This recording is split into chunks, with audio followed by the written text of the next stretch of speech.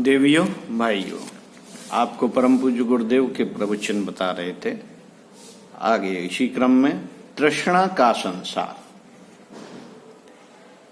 मित्रों, क्या होता है, हमारा अहम तृष्णा के रूप में जब विकसित होता चला जाता है तो अनेक चीजों को मेरी मेरी कहता हुआ चला जाता है।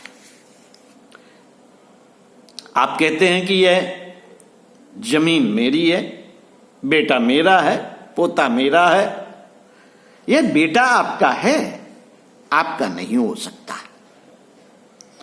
आपका यह बेटा हजारों जन्मों में न जाने किसका किसका बेटा होता हुआ चला आ रहा है, और उस जीवात्मा को अभी हजारों लाखों वार कितनों का बेटा बनना बाकी है।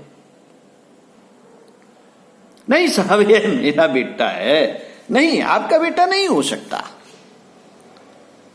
यह आपका बेटा कैसे हो सकता है?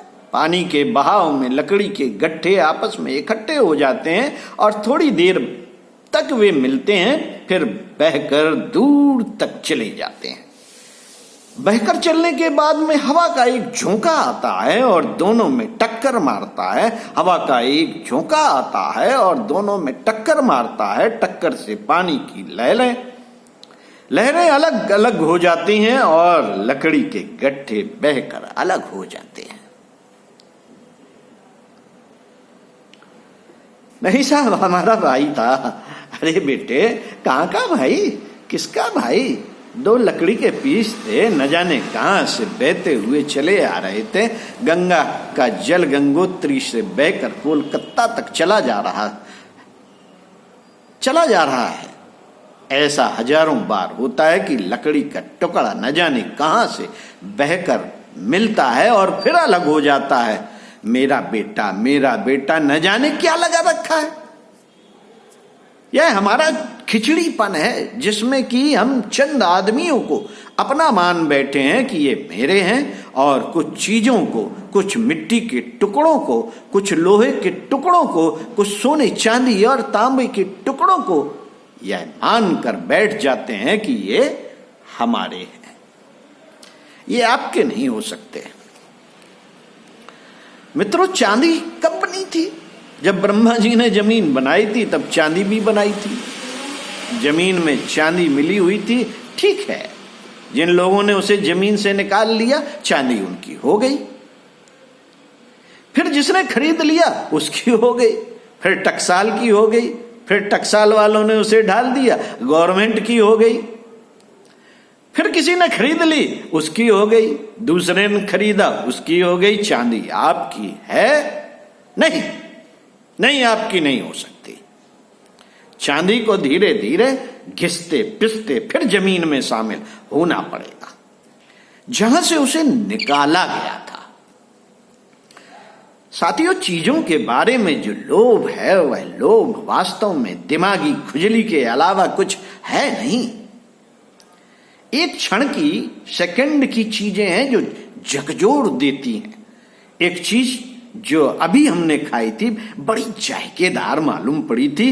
पेट जैसे ही भरा, खुजली ने मना कर दिया कि अब हमको इसकी आवश्यकता नहीं। अब आप ले जाइए। अब हम मिठाई नहीं खाने वाले, न पकौड़ी खाने वाले। नहीं साहब, खानी पड़ेगी। नहीं साहब, नहीं भाई, नहीं भाई, अब हम नहीं खाएंगे, हमारे पेट में दर्द हो जाएगा। खुजली सेकंडों में खत्म हो गई। मित्रों, सत्ता के साथ हमारा कोई संबंध नहीं था।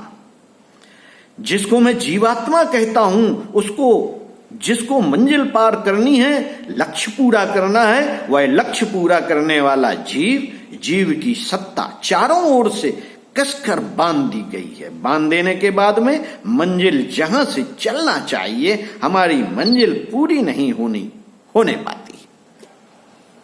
कदम आगे नहीं बढ़ पाते, क्योंकि हमारी टांगे बंधी हुई हैं और हमारे हाथ बंधे हुए हैं।